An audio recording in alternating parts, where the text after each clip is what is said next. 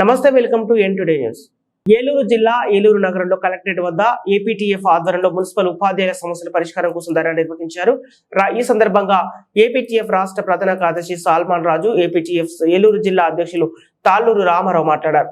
ఉపాధ్యాయులకు మున్సిపాలిటీలో పనిచేస్తున్న వారందరికీ సర్వీసులు అమలు చేయాలని డిమాండ్ చేస్తున్నారు. ఇటీవల ప్రభుత్వం ప్రకటించిన 6,100 పోస్టులు భర్తీ చేస్తామని డిఎస్సి ద్వారా ప్రకటించారు. అయితే రాష్ట్ర వ్యాప్తంగా 50,000 పోస్టులు ఖాళీగా ఉన్నాయని, మొత్తాన్ని ఒకేసారి భర్తీ చేయాలని డిమాండ్ చేశారు. అదేవిధంగా గతంలో టీచర్లు అప్రెంటిస్ విధానాన్ని రద్దు చేసినప్పటికీ రాత్రికి రాత్రి దొడ్డిదారిన అప్రెంటిస్ విధానం పునరుద్ధరణ చేస్తామని ప్రభుత్వం ప్రకటించడం హేయమైన చర్యగా వ్యవహరిస్తున్నారని విమర్శించారు. అదేవిధంగా ఉపాధ్యాయులకు రావాల్సిన పెండింగ్ బకాయిలను వెంటనే విడుదల చేయాలని, అంతేకాకుండా ప్రావిడెంట్ ఫండ్ రిలీజ్ చేయాలని డిమాండ్ చేశారు. రాష్ట్ర ప్రభుత్వం ఇప్పటికైనా తగు చర్యలు చేపట్టి ఏపీటీఎఫ్ ఉపాధ్యాయ సంఘం యొక్క డిమాండ్ను పరిశీలించని పక్షంలో ధర్నాలు ఉద్యమ రూపంలో విజయవంతం చేస్తామని ప్రభుత్వాన్ని హెచ్చరించారు. సరే, విద్యార్థులు తల్లిదండ్రులు కోరుకుంటున్నారనో లేకపోతే మీకు కావాలనో ఇంగ్లీష్ మీడియం తీసుకొస్తున్నారు. ఓకే, ఎంఈఓ పోస్టుల పదోన్నతులను మున్సిపల్ ఉపాధ్యాయులు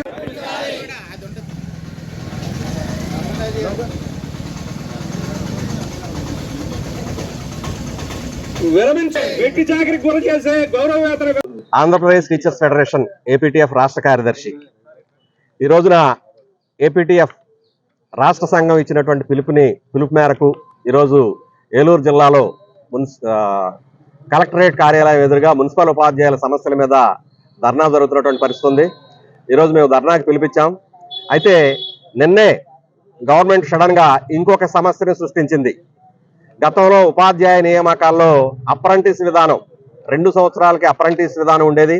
ఈ అప్రెంటిస్ విధానం వలన ఉపాధ్యాయులు వెట్టి చాకిరికి గురవుతున్నారు. ఈ విధానాన్ని రద్దు చేయమని చెప్పి మేము సుదీర్ఘకాలం పోరాటం చేస్తే గవర్నమెంట్ రద్దు చేసినటువంటి పరిస్థితి ఉంది.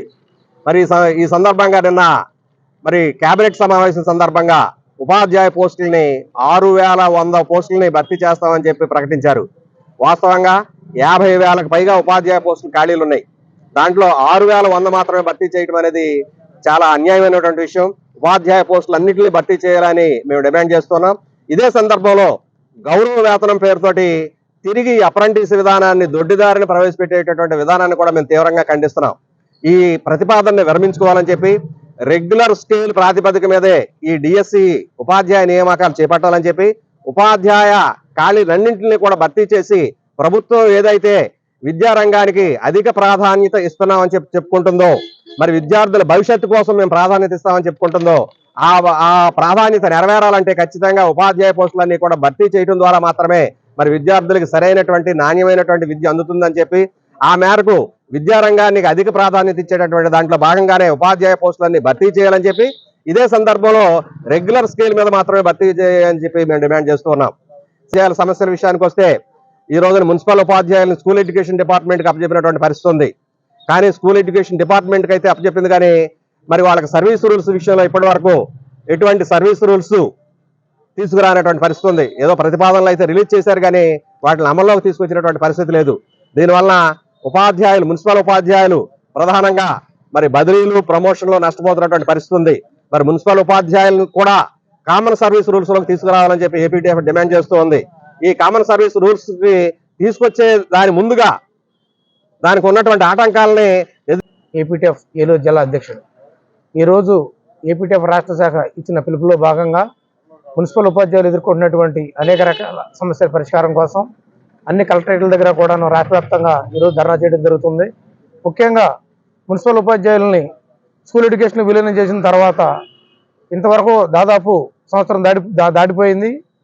ఏప్రిల్ నుంచి ఇంతవరకు మున్సిపల్ ఉపాధ్యాయులకు పిఎఫ్ కట్ చేయటం లేదు. అలాగే స్టేషనరీ కూడా అటు మున్సిపల్ మేనేజ్మెంట్ ఇవ్వట్లేదు, ఇటు ప్రభుత్వం నుంచి కూడా రావట్లేదు.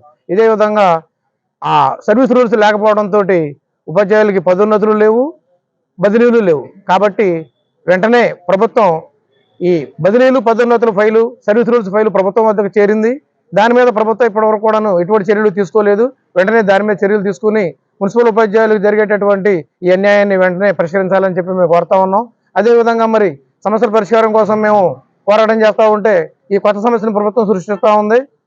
ఈ డిఎస్సి పేరుతోటి 50,000 ఖాళీలు ఉన్నప్పటికీ కూడాను ఇప్పుడు 6,100 పోస్టులు మాత్రమే భర్తీ చేస్తానడం అన్యాయం. ప్రభుత్వం విద్యకు అధిక ప్రాధాన్యత ఇస్తానని చెప్పే పరిస్థితుల్లో ఖచ్చితంగా ప్రతి పిల్లవాడికి కూడా నాణ్యమైన విద్య అందాలంటే మొత్తం అన్ని పోస్టులు భర్తీ చేయాలని చెప్పి ఏపీటీఎఫ్ డిమాండ్ చేస్తూ ఉంది. ఎట్టి పరిస్థితుల్లోనూ కూడాను ఈ అప్రెంటిస్ విధానాన్ని మాత్రం మేము ఒప్పుకునే ప్రసక్తే లేదు.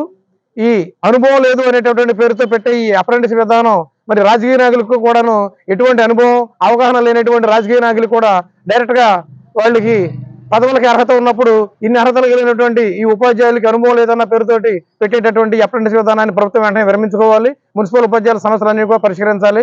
దీనికి ఈ ప్రభుత్వంగా స్పందించకపోతే రాబోయే కాలంలో రాష్ట్ర శాఖ ఇచ్చే ప్రతి పిలుపులోనూ మేము భాగస్తులు అయ్యి ఈ ఉద్యమాన్ని ఉధృతం చేస్తామని తెలియజేస్తున్నాం. మున్సిపల్ ఉపాధ్యాయులకు జీపీఎఫ్ ఖాతాలను వెంటనే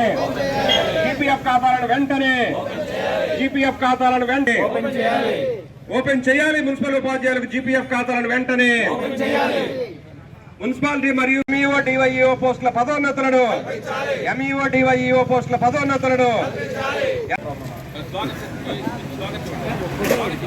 చేయాలి. మున్సిపల్ ఉపాధ్యాయులకు సర్వీస్ రూల్స్ వెంటనే మున్సిపల్ ఉపాధ్యాయులకు సర్వీస్ రూల్స్